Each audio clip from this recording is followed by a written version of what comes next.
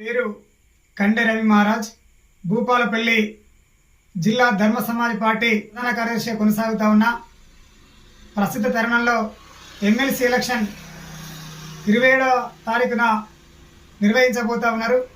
అందులో భాగంగా ధర్మ సమాజ్ పార్టీ నుంచి బరిగెల దుర్గాప్రసాద్ గారిని నిలబెట్టడం జరిగింది. అందులో భాగస్వాములు అవుతున్నటువంటి ఉద్యోగ నిరుద్యోగ సమాజం, యువతి యువకులకు, అగ్రకుల ప్రజాస్వామ్యవాదులకు, జ్ఞానవంతమైన తలపడిన పెద్దలకు, ధర్మ సమాజ్ పార్టీ అభిమానులకు, విశారదన్ మహారాజ్ గారి అభిమానులకు అందరికీ పేరు పేరున జై భీమ్, జై భారత రాజ్యాంగం, జై కాన్షీరామ్. ఈనాడు ఒక మహాయుద్ధం కొనసాగుతా ఉంది రాష్ట్రంలో మొత్తం. ఈ ఎమ్మెల్సీ ఎలక్షన్ వరంగల్, ఖమ్మం, నల్గొండ ఈ ఉమ్మడి జిల్లాలను కలుపుకొని ఒక మహాయుద్ధం ఎమ్మెల్సీ ఎలక్షన్ కొనసాగుతా ఉంది. దీనిలో మరి ధర్మ సమాజ్ పార్టీ నుంచి మనం ఒక అభ్యర్థిని, బరిగెల దుర్గాప్రసాద్ అనేటువంటి ఒక అభ్యర్థిని డాక్టర్ విశారదన్ మహారాజ్ గారు ఎందుకు పెట్టినరు అని చెప్పి మనం ఒకసారి ఆలోచన చేసినట్లయితే 93% ఉన్నటువంటి బీసీ ఎస్సీ ఎస్టీలకు గత 70 సంవత్సరాల నుంచి ఏ రాజకీయ వేదిక లేదు, రాజకీయ పార్టీ లేదు. అందుకోసమని మన ఓట్లన్నీ గంపగుత్తగా ఒక రెడ్డి అయిన పార్టీకో, ఒక వెలుమైన పార్టీకో, కాంగ్రెస్ పార్టీకో, బీఆర్ఎస్ పార్టీకో, టీఆర్ఎస్ పార్టీకో, బీజేపీ పార్టీకో, సిపిఎంకో, సిపిఐకో, కోదండరాం పార్టీకో, షర్మిల పార్టీకో, ఇంకెవరికో మనం మన ఓట్లన్నీ గంపగుత్తగా వేసుకుంటూ పోతా ఉన్నాం. ఈ విషయాన్ని మనం గమనించాలి. అందుకోసమని మనకంటూ 70 సంవత్సరాల తర్వాత ఒక పార్టీ వచ్చింది. పేదల పక్షాన 93% ఉన్న ప్రజలంతా ఒకవైపు, 3 అగ్రవర్ణ పార్టీలు ఒకవైపు, కాంగ్రెస్ పార్టీ, బీజేపీ పార్టీ, అది బీఆర్ఎస్ పార్టీ ఒకవైపు. కాబట్టి ఇక్కడ మనం ఏం చేయాలి? గెలిచేదంతా రెడ్డి వెలుమలు. ఒక రెడ్డి పోతే ఒక వెలుమ, ఒక వెలుమ పోతే ఒక రెడ్డి అని గెలుస్తూ ఉంటారు. ఇది మనం చూడాలి. కొంచెం లోతుకెళ్ళి చూస్తే మనకు రాజకీయం అర్థమవుతుంది. రాజకీయాలు అర్థం కాకుండా జోష్లో మునిగి తేలుతూ ఎవడు ఓటేయమంటే వారు కేసుకుంటూ పోవడం వల్లనే మనం ఓడిపోతూ వస్తా ఉన్నాం. వాళ్ళు గెలుచుకుంటూ సింహాసనం మీద కూర్చోండి సంతోషంగా ఎంజాయ్ చేస్తూ ఉన్నారు. మరి మన మన కన్నీళ్ళు, మన దుఃఖం, మన బాధ ఎప్పుడు నెరవేరాలి? అవి ఎప్పుడు తీరాలి? అందుకోసమని మహనీయుల ఆలోచనతోని మహాత్మా జ్యోతిరావు ఫులే, అంబేద్కర్, కాన్షీరామ్ యొక్క ఉద్యమ బావుటాను, ఉద్యమ జెండాను ఎగరవేయడానికి మనం ఈ మొత్తం రాజకీయాన్ని పునర్నిర్మింపజేసి పునర్జీవింపజేయడానికే ధర్మ సమాజ్ పార్టీ పుట్టింది. అన్ని పార్టీలాగా పిచ్చిగా మద్యం ఇచ్చి, మాంసం ఇచ్చి, మందిచ్చి, కళ్ళెవల్లి మాటలు చెప్పి మొత్తం మోసపూరితమైన వాగ్దానాలతో మనుషులందరినీ నాశనం చేయడానికి ధర్మ సమాజ్ పార్టీ రాలేదు. మనుషులందరినీ కాపాడడం కోసం ధర్మ సమాజ్ పార్టీ వచ్చింది.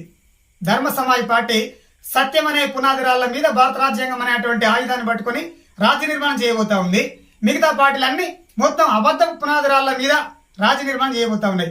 వాళ్ళకి మనకు చాలా తేడా ఉంది. ఇది గమనించాలి ప్రజలందరూ. వాస్తవానికి ఇక్కడ తీన్మార్ మల్లన్న ప్రశ్నించే గొంతుక అని చెప్తా ఉన్నారు.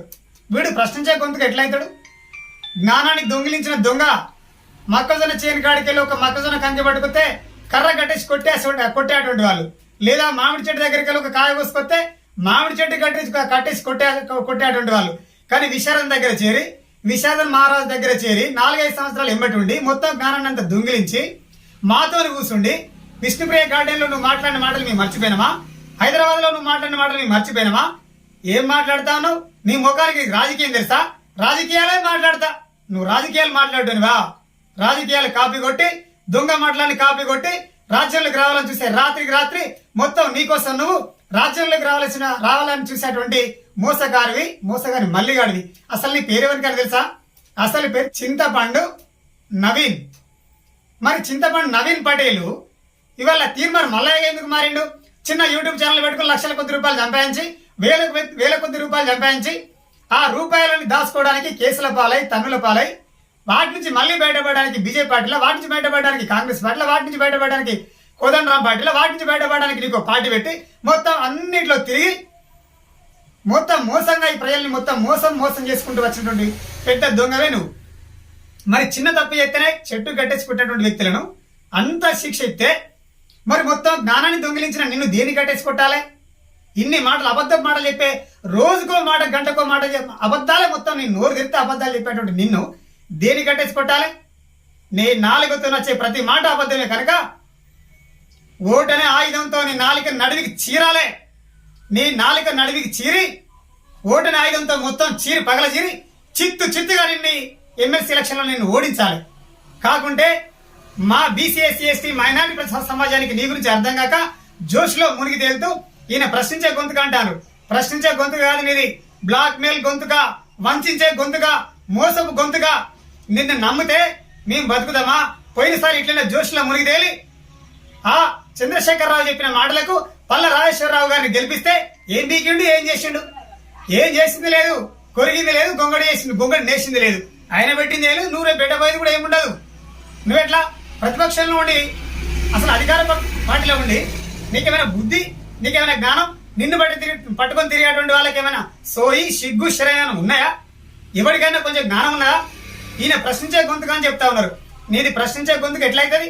రేపు కాంగ్రెస్ పార్టీ ఇచ్చినటువంటి హామీలు నెరవేర్చలేదని ప్రజలు మొత్తం తిరుగుబాటు చేస్తే మరి కాంగ్రెస్ పార్టీ నెరవేర్చినందుకు ప్రజల పక్షాన్ని నిలబడి ఇగో కాంగ్రెస్ పార్టీకి నాయకత్వం వహించే రేవంత్ రెడ్డి ముఖ్యమంత్రి గారు ప్రజలు మొత్తం తిరుగుబాటు చేస్తా ఉన్నారు నీ మీద అని చెప్పి వాళ్ళ ప్రజల పక్షాన్ని నిలబడి ఒక్క మాట మాట్లాడగలుగుతావా? రేవంత్ రెడ్డి కూడా అత్యంత అద్భుతంగా కేసీఆర్ జ్ఞానాన్ని దొంగిలించిండు, కేసీఆర్ జ్ఞానాన్ని కాపీ కొట్టిండు. అందుకోసమని ముందుగా కేసీఆర్ చూసినప్పుడల్లా నువ్వు మురిగితే ఆ విషయం అంతా ఆ విషయాన్నంతా గమనించిన మొత్తం రేవంత్ రెడ్డి గారు ఇగో నన్ను చూస్తే కూడా మొత్తం పొద్దుస్తామని మొరుగుతుందేమో ఈ కుక్క అని నీకు ఎమ్మెల్సీ టికెట్ ఇచ్చే గొలుసు పెట్టి కట్టేసిండు. అయిపోయింది నీ పని. బిస్కెట్ ఎత్తే కుక్క కాలు నాకినట్టు అక్కడ కూర్చుని నాకాల్సిందే, మొరిగేది లేదు, కలిసేది లేదు, నీ పని అయిపోయింది. ఇట్లాంటి దొంగను పట్టుకొని ఈయన మొరిగే కుక్క, ఈయన మొత్తం ఇట్లా మారుతాడు ప్రపంచాన్ని మారుతావా? వందలకే కొద్ది కేసులై నా కేసులైనాయి, నీ కేసులు అవడమే అర్హత? భారత రాజ్యాంగం వరకు రక్తపు చుక్క ఈ భూమి మీద పడకుండా శాంతియుత మార్గంలో డాక్టర్ విశారదన్ మహారాజ్ గారి సారథ్యంలో ధర్మ సమాజ్ పార్టీ ఆధ్వర్యంలో ప్రజలందరినీ కట్టుకుంటూ శాంతియుత మార్గంలో రాజ్యంలోకి రావాలని చూస్తా ఉన్నాం. ప్రజలందరినీ చైతన్యవంతం చేస్తా ఉన్నావు. నీకే ఫిలాసఫీ ఏమైనా ఉందా? మగనీల ఆలోచన అంటావు నువ్వు. దొంగ మాటలు. నీది ఏంటి? అంగిలాగు సిద్ధాంతమా? అంగిలాగు సిద్ధాంతం అన్న నిన్ను అంగిలాగు మొత్తం ఉడవికి అంగట్లో కొట్టాలి మొత్తం నిన్ను. ఎందుకంటే అందరు దొంగ ద్రోహివి కనుక తెలంగాణ ప్రజలను మొత్తం గమనిస్తా ఉన్నారు. ఏదో నాడు ఓట్లు వచ్చినాయంటే తెలంగాణ ప్రజలను మొత్తం తెలంగాణ ప్రజల పక్షాన్ని నువ్వు నిలబడి కేసీఆర్ మొత్తం పొద్దున సాయంత్రం నిరంతరంగా తిడుతా ఉన్నావు కనుక ఇగో ఒక్కడున్నాడు మాట్లాడే వ్యక్తి అని చెప్పి నమ్మి నీ కాను 4 ఓట్లు వేసిండ్రు. కానీ వల్ల కేసీఆర్ ప్రభుత్వం పోయి రేవంత్ రెడ్డి ప్రభుత్వం వచ్చింది అనే సోయి లేకుండా నువ్వు నీ అధికార గణం నీ ఎంబడినటువంటి వ్యక్తులు అందరు మాట్లాడుతూ ఉన్నారు. ఏం జరుగుతా ఉంది ఇక్కడ? తిట్టినోడు తిట్టించుకున్నాడు ఇద్దరు ఒక దిక్కే కలిసి ఒకరి మీద ఒకటి పడుకుని కౌగిలించుగా ఉంటా ఉన్నారు. ఇట్లా చేయవచ్చిన రాజకీయాలలో మీరు చేసేటువంటి రాజకీయం తప్పుడు సంకేతం రేపు సమాజంలోకి వెళ్ళబోతుంది. సమాజం మిమ్మల్ని ఏమి నేర్చుకోవాలి? రాజకీయ వ్యభిచారం జరుగుతున్నట్టుగా రాజకీయ వ్యభిచార గృహాలు మీరు నడుపుతున్నట్టుగా ప్రజలందరూ మిమ్మల్ని సిగ్గుపడతా ఉన్నారు. నువ్వు తిట్టని రెడ్డి ఎవరు? నువ్వు తిట్టని వెలుమెవరు? ప్రతి మనిషిని తిట్టినావు కదా. నువ్వు ఒక మనిషివేనా? అసలు మనిషివే అనుకుని నీతో ఎవరు సోపతి చేస్తారు? నీకు ఈ పార్టీ టికెట్లు ఎందుకు ఇస్తారు? సోయి లేక వాళ్ళు ఇచ్చినా ఓట్లేసే వాళ్లకు సోయి లేదని అనుకుంటే నువ్వు పొరపాటు పడ్డట్టే. ప్రతి మనిషి నిన్ను అబ్జర్వేషన్ చేస్తా ఉన్నారు. నువ్వు ఎట్లా మాకు ప్రశ్నించే గొంతుకైతావు? ఎట్లా నువ్వు ప్రశ్నించే గొంతుకైతావు అంటున్నా నేను. కాబట్టి మాటలని జాగ్రత్తగా మాట్లాడాలి. ధర్మ సమాజ్ పార్టీ నుంచి 4 మాటలు నేర్చుకుని బయటకు వచ్చినావు. మాతోనే కలిసి తిన్నావు, మాతోనే కలిసి తిరిగినావు. మా సార్ దగ్గర మొత్తం విషయాలు నేర్చుకున్నావు. బయటకు వచ్చి నీ యూట్యూబ్ ఛానల్ ద్వారా ప్రజల్లోకి వెళ్ళిపోయి వాళ్ళ సొమ్ముని కూడగట్టుకొని వాళ్ళ సొమ్ముని మొత్తం ప్రజల పంచుతా ఉన్నావు. 34 నియోజకవర్గాలలో ఒక్కొక్క నియోజకవర్గానికి 10 లక్షల చొప్పున మొత్తం ఈ డబ్బంతా పంచుతా ఉన్నారు. ఎక్కడి నుంచి వచ్చింది డబ్బంతా? ఈ డబ్బంతా ఎక్కడిది అంటున్నా? ప్రజల రక్తం కదా. కాబట్టి ఇప్పటికైనా నీ వ్యక్తిత్వాన్ని మార్చుకో. నీకు ఓట్లేయడానికి ఎవరు సిద్ధంగా లేరు. ఈ సమాజం మొత్తం పసిగడతా ఉంది.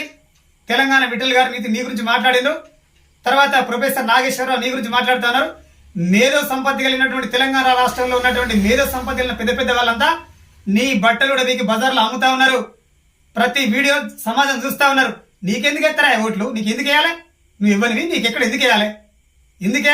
నువ్వు ఆలియస్ చింతపండు నవీన్ కుమార్ పటేల్, నువ్వు కూడా పటేల్వే. ఈ పార్టీలో ఒక పటేల్ ఉంటాడు, బీఆర్ఎస్ పార్టీలో ఒక పటేల్ ఉంటాడు, బీజేపీ పార్టీలో ఒక పటేల్ ఉంటాడు. మొత్తం రెడ్లతో నిండింది. అనగారిన వర్గాల ప్రజల పక్షాన నిలబడ్డటువంటి వ్యక్తి దుర్గా ప్రసాద్ మాత్రమే. అందుకోసమని ప్రజలందరూ మీ రాజకీయ ఊహాలను చూస్తా ఉన్నారు. ఒకనాడు ఒక తల్లికి తన బిడ్డల కోసం పొట్టకూడి కోసం పొద్దంతా పనిచేసి ఇంటికి వచ్చి తన బిడ్డలను చదువుకొని తెల్లారి మళ్ళీ పనికి పోతుంది. ఆ తల్లికి రాజకీయ జ్ఞానం లేకపోయినా పర్వాలేదు, మేమేం బాధపడం. ఆ తల్లికి ఉండదు, ఓకే ఒప్పుకుంటాం. కానీ చదువుకున్న సమాజం నిన్ను మొత్తం పరిశీలన చేస్తా ఉన్నారు. ఇదేదో మాయ మాటలు చెప్తే, నీ దొంగ మాటలు చెప్తే, నీ వెనుకున్న వర్గమో నీ ముందున్న వర్గమో ఎవరో మాటలు చెప్తే సమాజం కాదు ఇది. అట్లా నీకు ఓట్లు పడద్దని కూడా మేము చెప్తా ఉన్నాం. దొంగలకు ఓట్లు వేసి మోసపోవద్దు.